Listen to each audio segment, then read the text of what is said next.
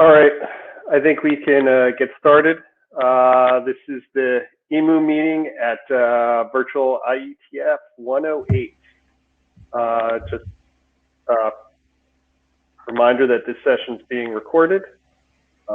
We do have a note taker. If somebody could also monitor Jabber and keep updated as to which slide we're on, and let us know if there are questions in there, that would be great.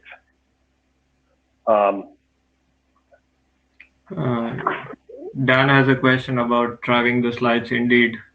So to save time, we'll be driving the slides. Yeah, so we do have a packed agenda today. So please keep your presentations on track, and comments at the mic, kind of brief and to the point, would be great. Here's the note. Well, you should all be familiar with this by now, but we'll put it up here for just another 10 seconds so you can get a good look at it.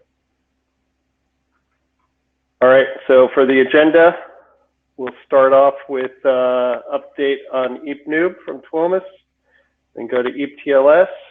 Mohit will present. Then Alan will present Teep EEP types, and then Oleg will have a discussion on Teep errata.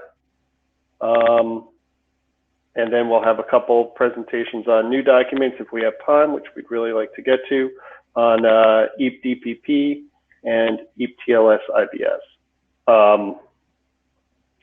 So is there any other business that people would like to discuss?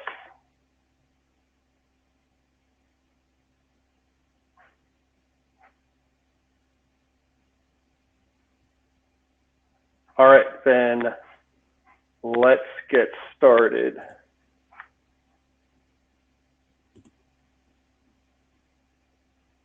We'll start with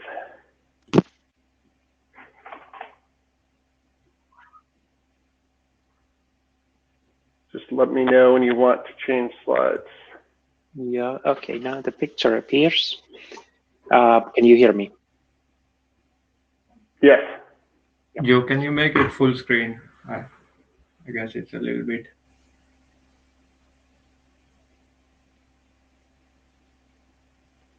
Well, okay. So an update on EEP-NUB, which is kind of out-of-band method for authentication method for EEP. And we decided to jump first to slide 8 to discuss the kind of one big open issue in the specification or what was brought up on the mailing list, which is the message encoding. So when we started writing this first version of the specification in 2016, we looked at the JSON, CBOR, which was relatively new at the time, and ASN1, and then decided to go with JSON because of the availability of implementations, basically. And for CBOR at the time, there were not so many implementations, and the specification didn't seem to cover everything. But now there is more, like the CBOR signatures or the specification, which has the max, HMAX as well. So kind of those arguments about functionality and implementations, they don't exist anymore. What comes to the efficiency of encoding, we don't really care about that because this is a bootstrapping protocol, and we are not sending bulk data encoded. So one reason for us to use JSON was that WPA supplicant, which is the Linux implementation of the EEP-peer, that has a JSON encoder and parser built in, and we didn't want to add new libraries to that, so try to suggest new libraries to WPA supplicant. Okay, so now there's a question of whether CBOR is the new big thing, and everyone should jump to that. And then I just want to note that this will cause a major delay to the specification, which is kind of close to ready, and there's now, as far as I know, complete implementation of the current specification. It would require updates to the specification and lots of proofreading and implementation and testing. There is one aspect that I just today posted to the mailing list that has been my kind of biggest concern about these encodings, and it is the lack of canonical encoding, which makes it difficult to verify HMACs or compute them, create an unambiguous input to an HMAC. So we receive some messages with message fields. We want to take some of those fields, combine them into a new structure that is then of which we compute an HMAC or a hash function. And well, without the canonical encoding, we can't guarantee that the hash or HMAC will be always the same. So that is the problem, biggest problem that I'm facing. The way we have solved it is we have you kind of looked at the JSON encoder and decoder and decided that we should use one that allows us to get to the binary representation of the kind of sub-trees of the document structure. Not all JSON decoders allow that.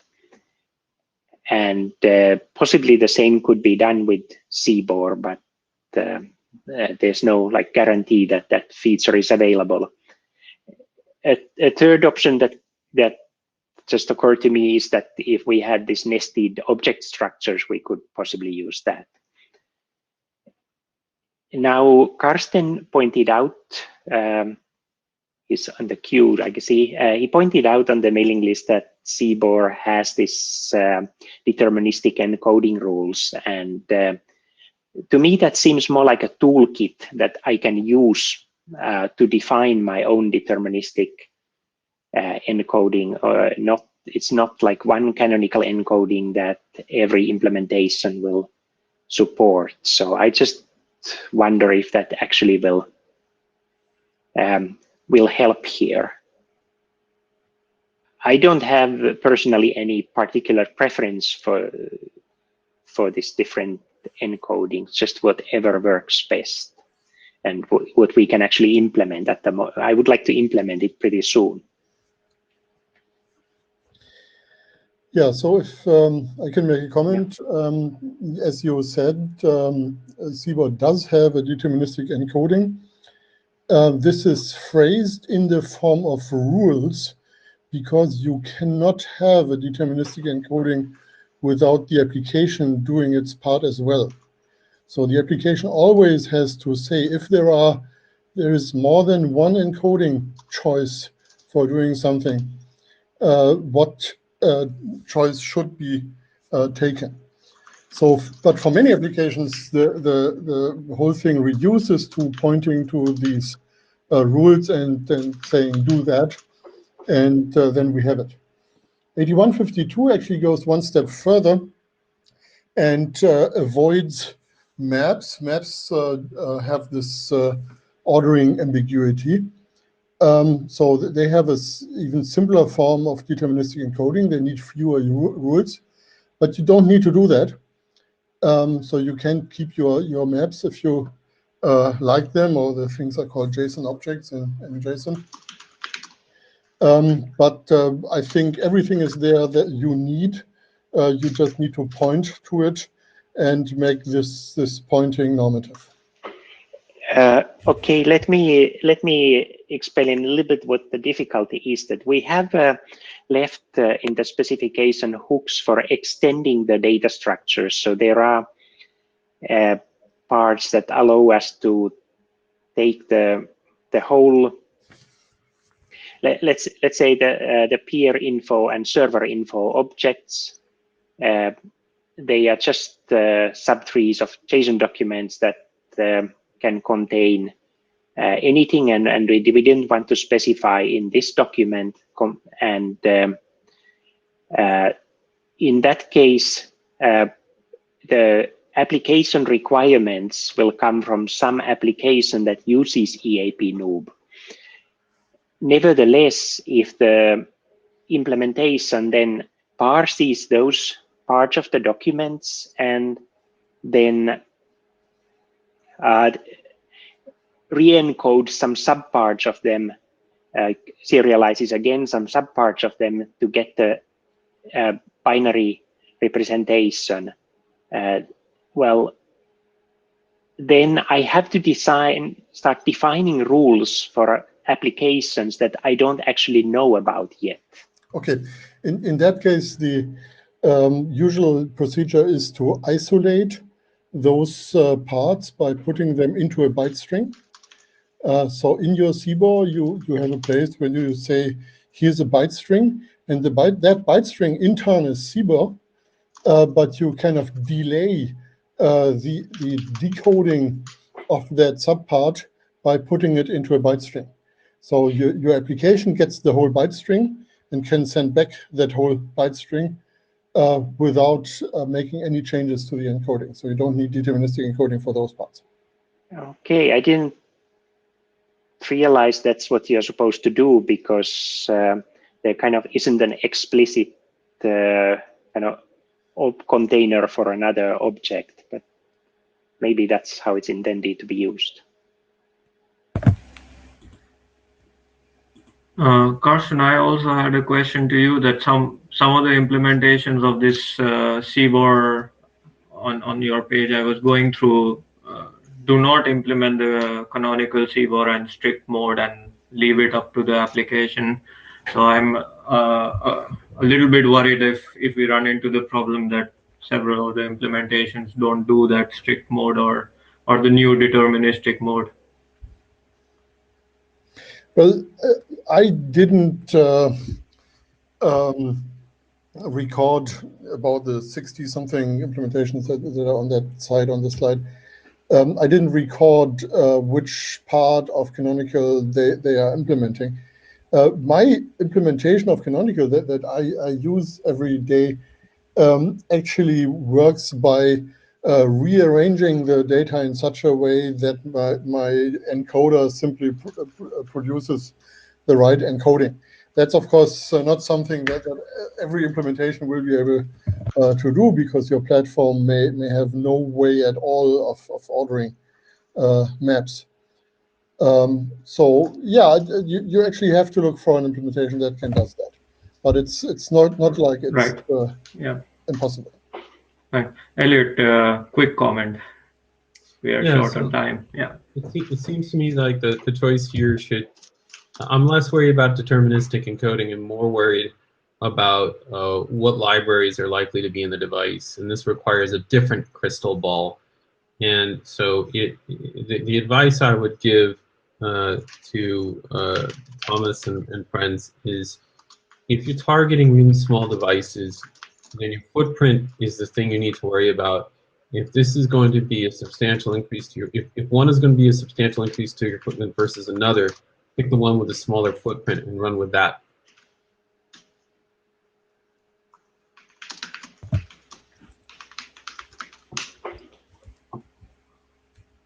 Thank you. Thanks. Yeah. So we only have a couple of more minutes. I'm still hesitant about making the jump, because it's like a major project that I didn't expect to do, and I don't have a programmer to do the updates at the moment. So maybe we should leave this topic and go to slide 5, and we'll look at slides 5 and 6 only.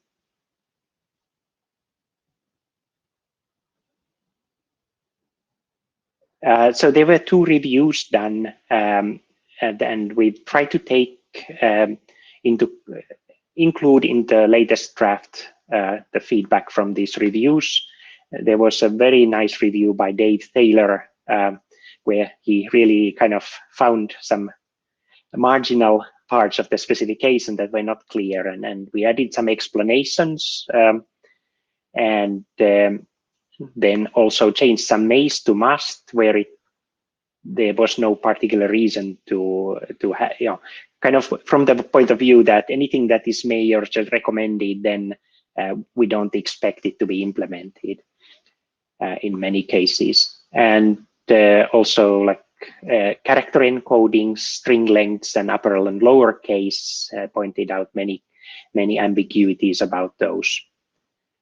Then he asked about the server info and peer info, their contents, because we give some examples of the contents, but I don't want to include in this specification those, because I don't want to speculate at this time about who will use EAP-NU. Once we know some applications, then we can define the contents of those. Otherwise, we would be writing pages and pages of device description specifications without knowing whether that such devices will ever exist.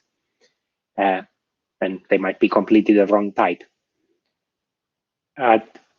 Okay, and the next page.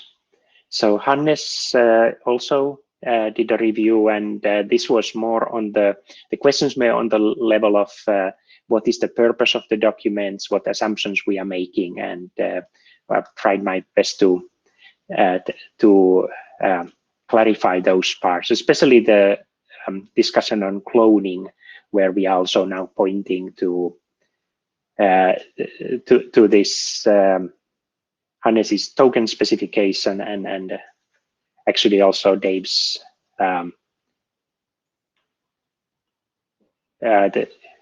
which way is it? The device certificates, the other way. And that is, I think, all we need to talk about here. The other things you can see in the notes about the implementation that we now have. Max, who was working at the time at Ericsson, did a kind of more complete implementation of the current draft. So it should be up to date, and we have managed to compare between two implementations, update the message examples in the draft, which is nice to know that they are kind of correct at the moment. And possibly will, I hope to merge that back to the university implementation.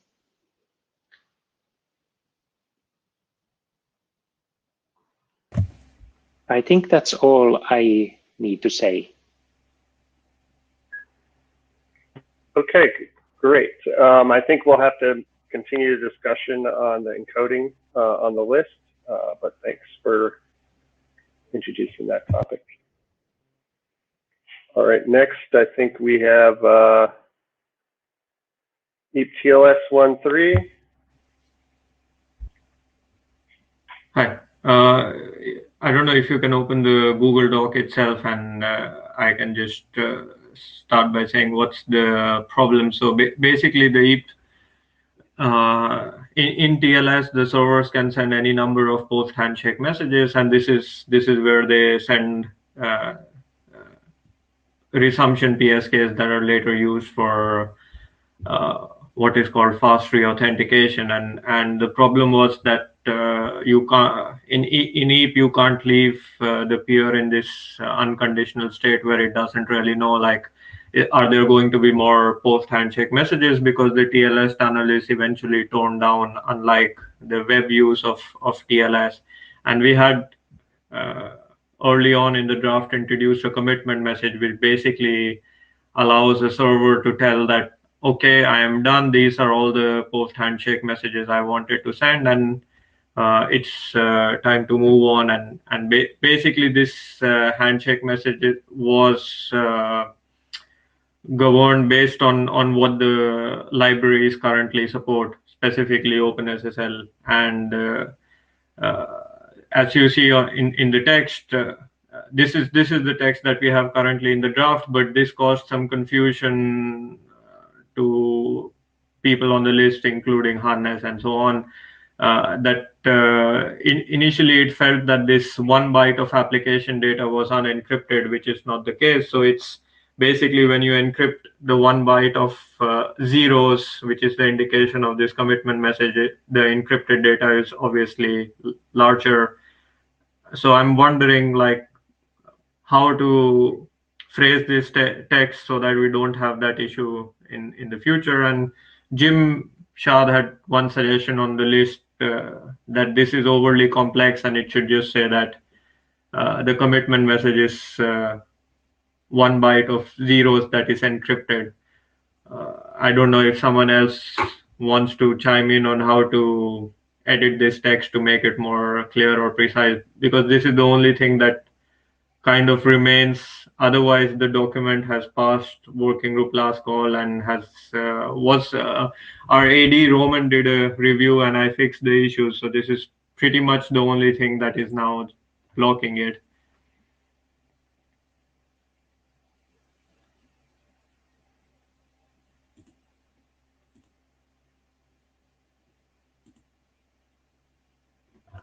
Does anyone want to jump on the queue and have any suggestions now, or?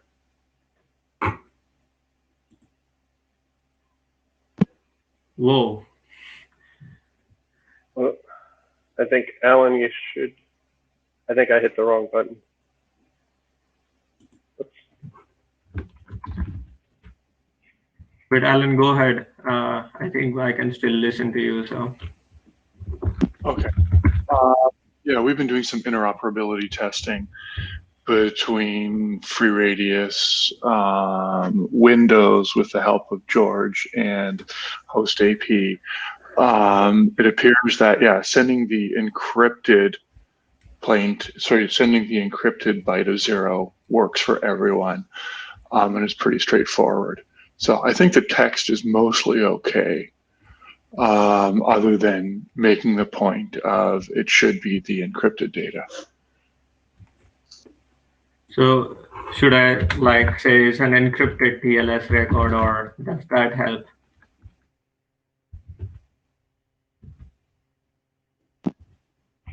Yeah, you should say encrypted TLS record with application data 0, and that should work.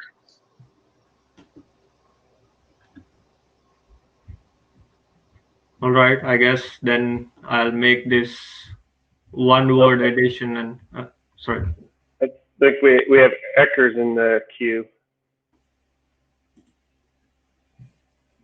Hi, Ecker. We don't hear you, Ecker. I know, because it takes forever for audio to catch up. So I guess I'm sorry, I'm just catching up here, but like, why are you not sending close notify instead? Are you keeping this channel open? Sorry, can you repeat why are we not sending? Are you keeping this channel open for some reason? No. So why don't you send close notify?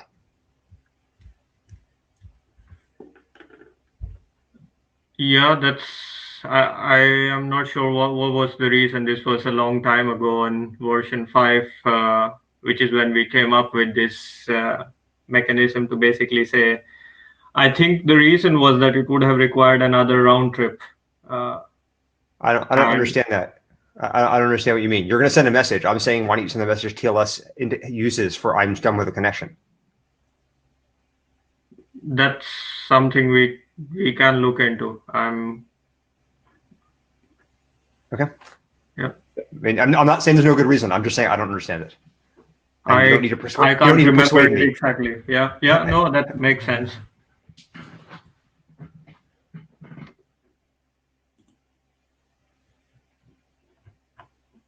Okay, Jim, I saw you pop up in the queue. We aren't done with the connection. What we are doing is we are moving from phase 1 to phase 2 in the underlying code, but we keep the channel up to send encrypted data across it. The problem is if we get reconnect tokens after we've moved into phase 2, we're no longer at the point where we can save that information. Does that make sense?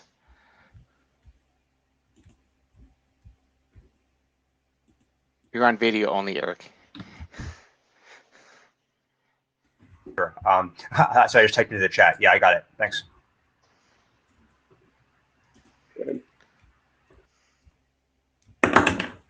Ben? Yeah, but I mean, I guess if talking about what kind of messages you're not prepared to handle in phase 2, you can have like new session ticket, or you can have key update, or you can have anything that we define in the future. And new session ticket you can just drop, but key update you kind of can also drop, but it may not be a good idea.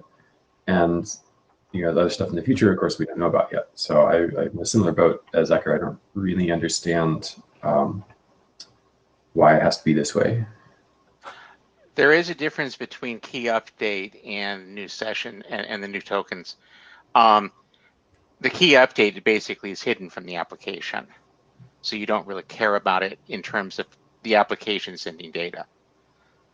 Whereas the new tokens, you are expected in more or less to save those tokens so you can do the reconnect at a later date. I don't think you're actually but that expected needs to be done save them. before we start the EEP processing itself.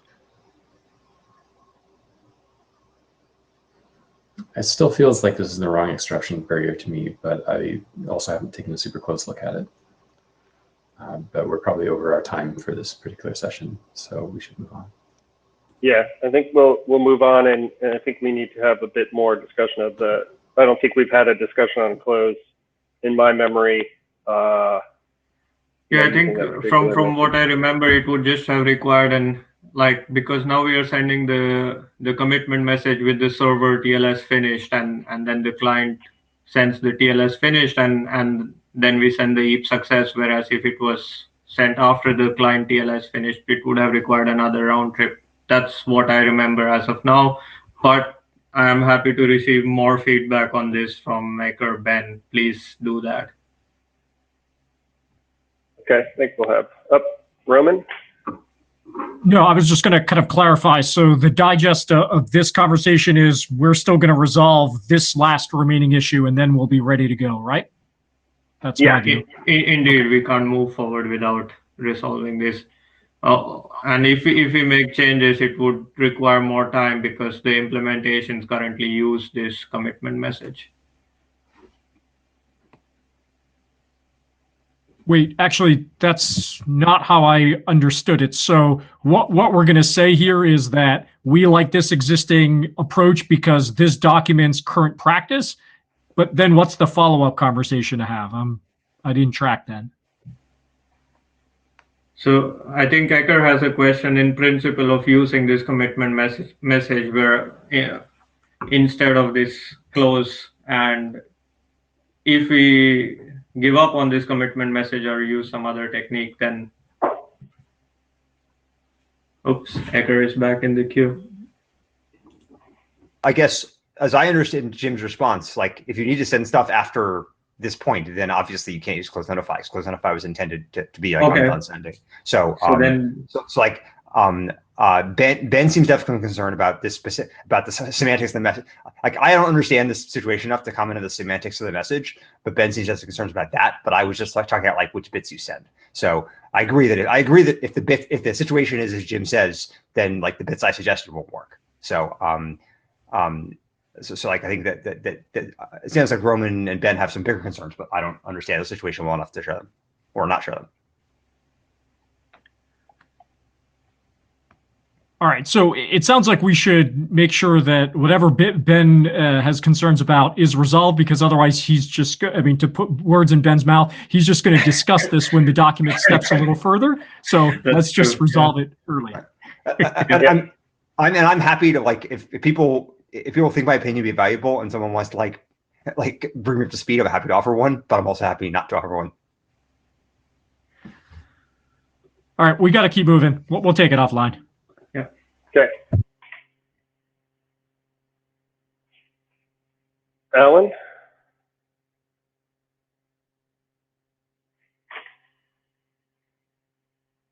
Okay, so go to the next slide. There's just one slide of content here.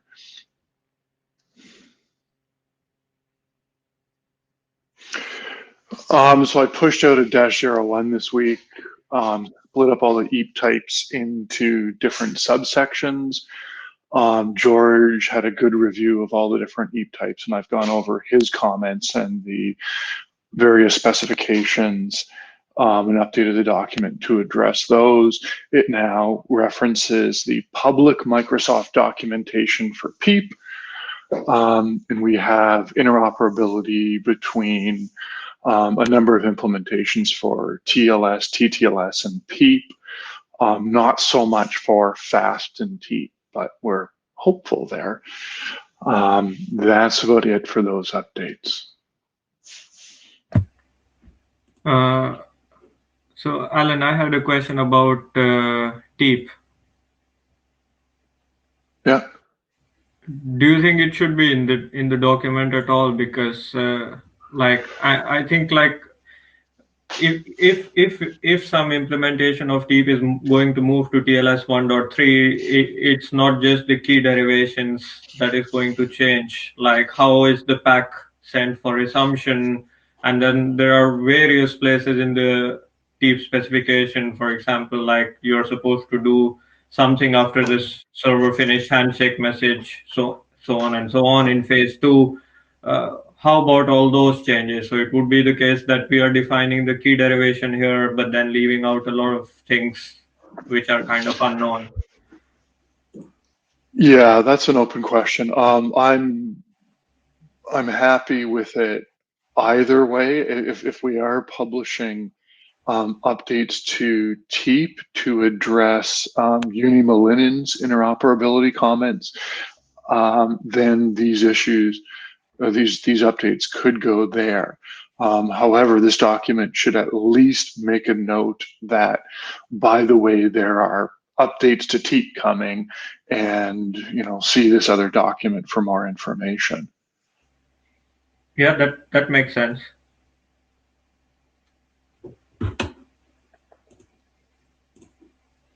Hi again. Hi, Alan. Thanks for the update.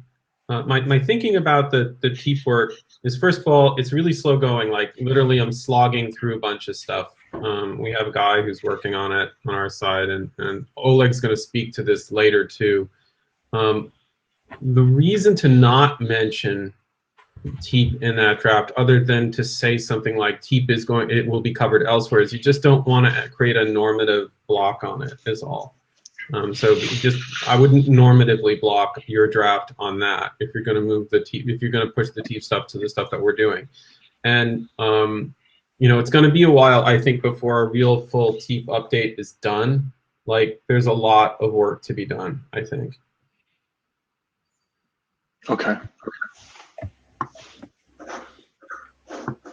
Yeah, I guess having it as an informative reference and moving it to the other document would be fine for me, and hopefully for you too, Alan. Sure. Yeah, I mean, if you want to participate on that too, Alan, that would be perfectly fine too. Okay.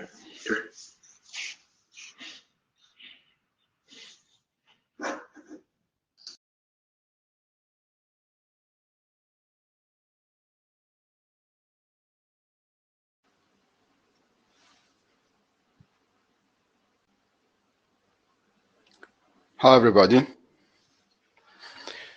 I'm Oleg. I'm going to present the errata fixes for Teep.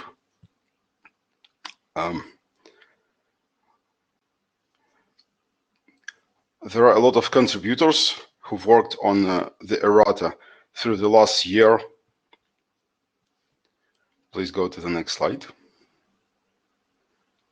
So, as we said before, TLS 1.3 is not covered in this errata and also in this presentation for the reasons that were mentioned before. Please go to the next slide. So this is the first slide about the errata, and unfortunately, this is the most problematic slide right from the first take. The problem here is that calls to PRF function, they don't correspond to the PRF function definition. The solution is pretty elegant. The TLS RFC defines TLS PRF function as a secret, label, and seed. And another RFC defines the USRK key derivation function from the EMSK as a function that includes the length into the input. So we can make and align all Teep key derivation functions with this RFC and include the length into the KDF input.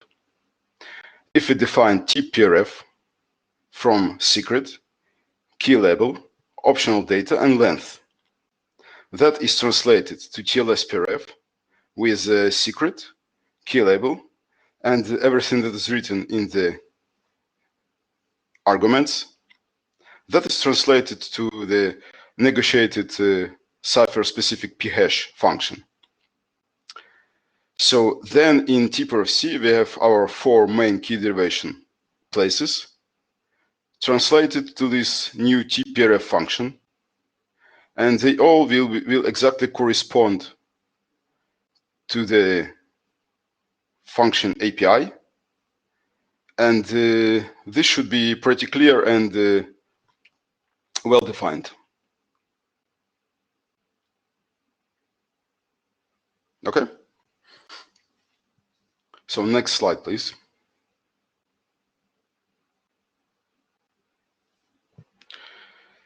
This one is simple.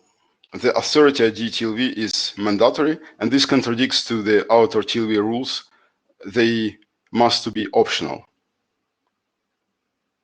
So we just make the authority TLV optional, and this is pretty simple fix. Next slide, please. Here it covers 2 errata items. We need to. Oleg, can I ask a question about this authority TLV? What would be the consequence of making it optional? Is there a consequence of?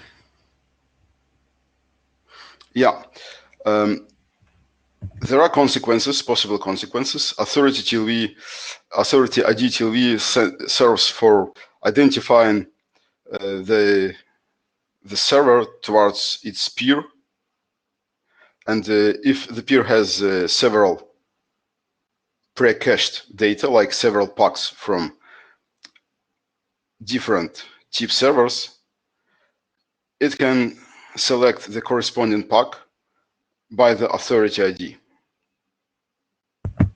Okay, so those are only useful when there are several packs, and then it will be only used when the peer is having several packs and needs to choose from one of them. Right. Maybe in addition to several packs, maybe some other pre-cached data, like whatever client wants to keep together with the server, like bound to the specific Teep server. So is it fair to just make it optional, or should it be made optional only in certain cases?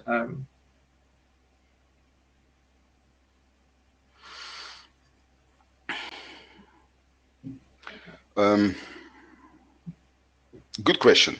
Maybe we need to think a bit more about it, because on the other hand, we don't want to contradict the RFC by making. Currently, the RFC says that all outer TLVs, they are optional. Sure. Yeah, that's something you can still look at. Yeah. Yeah.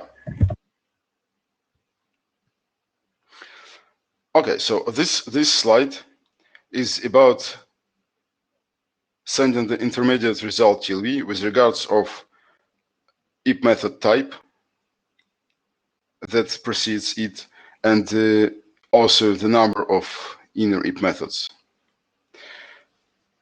So there is no specific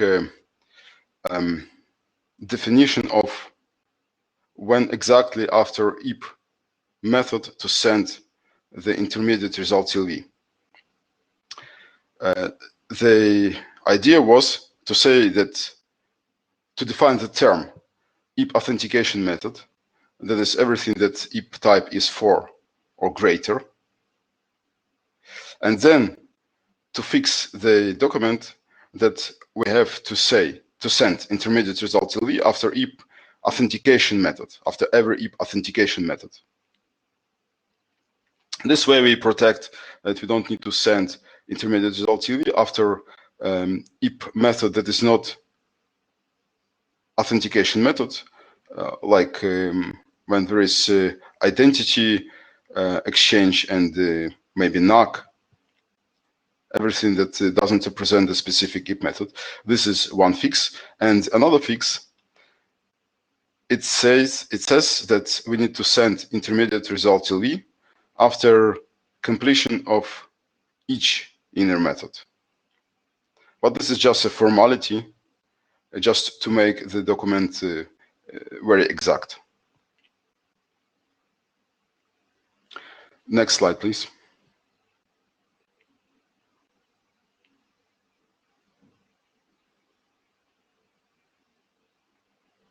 Okay, this slide is something not exactly mentioned yet in the errata. While I just aggregated all the errata comments and fixes, I paid attention that we don't have a good structure. It is not that evident when to send intermediate result TLV and when to send crypto binding TLV, because we have several rules, and this table just shows everything that we have by now. And I wanted to mention that after basic password authentication, we have to send intermediate result TLV, but we don't have to send crypto binding TLV. So just for the simplicity of the implementation and reducing the level of complication of the rules, maybe it's worth to add that after, together with sending intermediate result TLV, after basic password authentication, we also must send crypto binding TLV. Nevertheless, it only can use the 0 MSK because it is not an inner method, so there is no inner method cryptographic material to derive keys from. Oleg, so I agree with the change of adding this crypto binding TLV in addition to the intermediate result TLV. That makes sense. This basic password authentication, do I understand correctly that if no MSK is exported, you are setting the MSK to zeros? This is correct. Yes. Okay.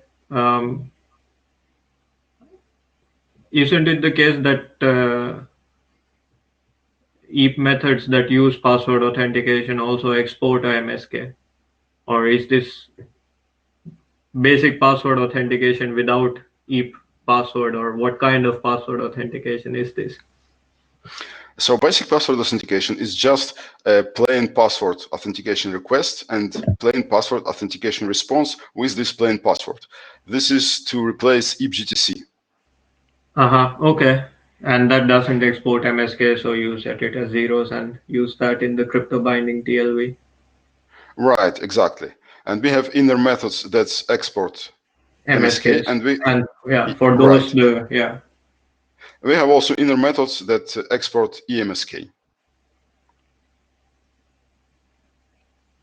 Or both MSK and EMSK, and then we can negotiate which one to use for building the compound MAC.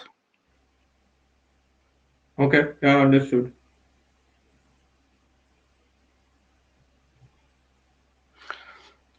Okay, next slide, please. Okay, this is just a clarification about sending intermediate result TLV in basic password authentication is must. So this is just adding a few words that we have to send intermediate result TLV after basic password authentication. And whenever inner method is mentioned, we are just mentioning also basic password authentication, because it is under the same rules as the inner method. Next slide, please. This is continuation of the previous errata item. We also need to fix the example of basic password authentication. Two examples of successful and failed basic password authentication. They currently don't have intermediate result TLV, so we just add in the intermediate result TLV sending in both of them in the appendix section. Next slide, please.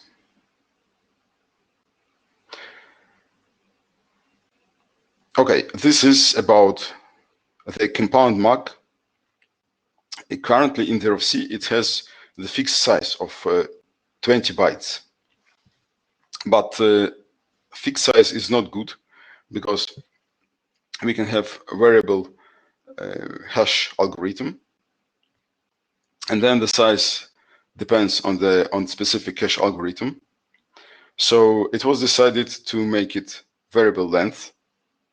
And this is pretty convenient from the protocol implementation perspective because the length is known after the tunnel is built and hash function has been negotiated. So we know exactly the size of hash output, and thus it is known by both sides, by server and the peer, which size should be both compound mark fields. So we are just fixing this in this errata item. And another small fix is there was a text that mentioned that we need to include in the buffer that was passed to the mark function the IEP type sent by the other party. That is actually Teep type. So it was decided to specify exactly the 1 byte Teep type, just to make it clear and avoid confusion. And I also suggest to put the explanation that we got in our discussions why this is present here, because it helps to protect against cross-protocol attacks. If crypto-binding TLV was reused, means crypto-binding TLV was reused from IETF protocol or maybe PEEP protocol. So if we put exactly the Teep type here, we are just preventing the reusing of crypto-binding TLV from other protocols. Oleg, a quick question. With my limited understanding of Teep, I thought that what the original text referred to the IEP type of the inner method, but that is not the case.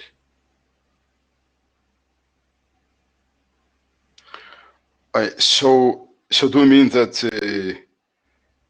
so I think every time you calculate this compound MAC, I guess you can run several IEP methods inside, and every time you're calculating this compound MAC, and I thought it was the IEP type of whatever was running inside that was being included in this calculation. But I'm not Teep expert, so just trying to make sure that indeed it was the case that it was trying to refer to the IEP type of the outer method and not the inner methods that were then going to run. Right. So it was present in the original RFC. So maybe Joe can step in here and at the explanation why this byte is present here. But that's what we discussed with Joe.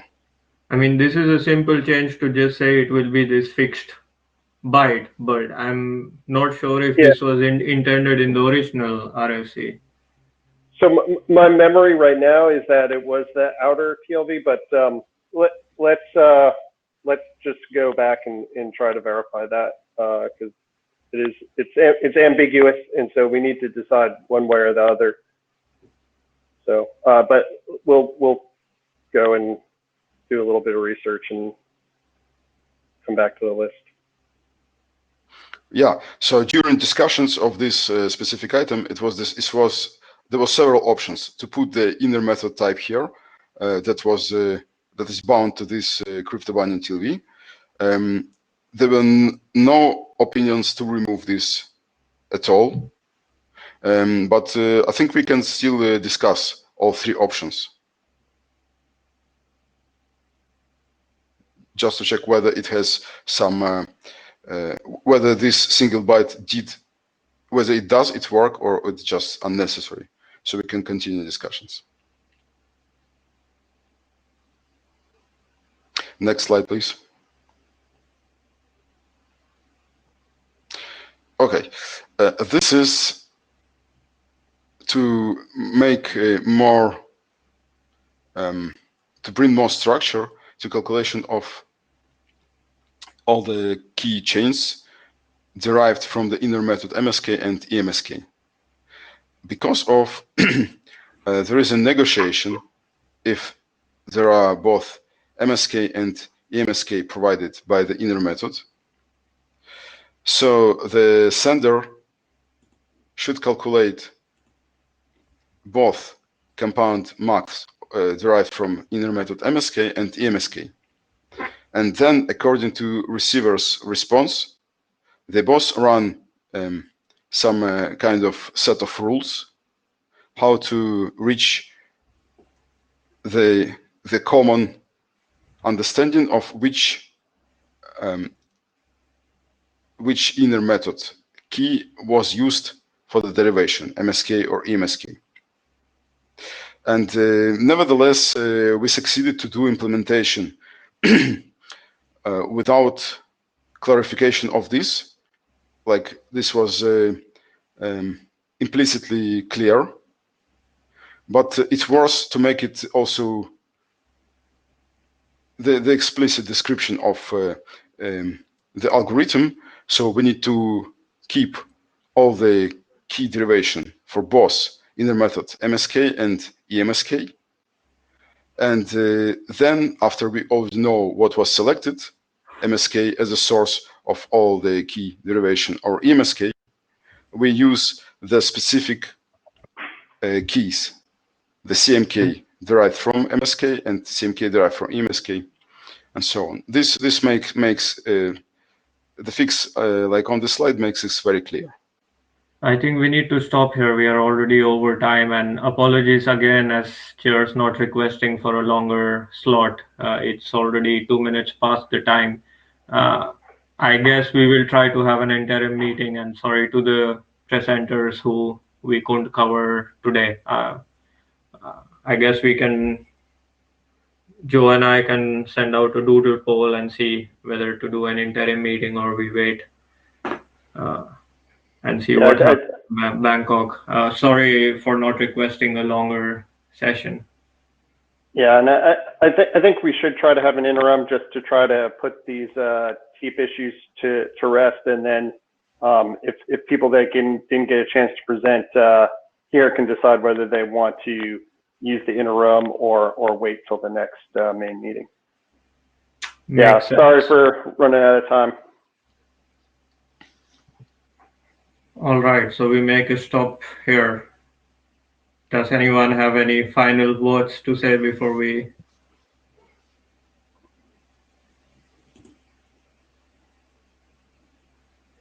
Well, if not, then see you at the interim. Thank you for joining the meeting.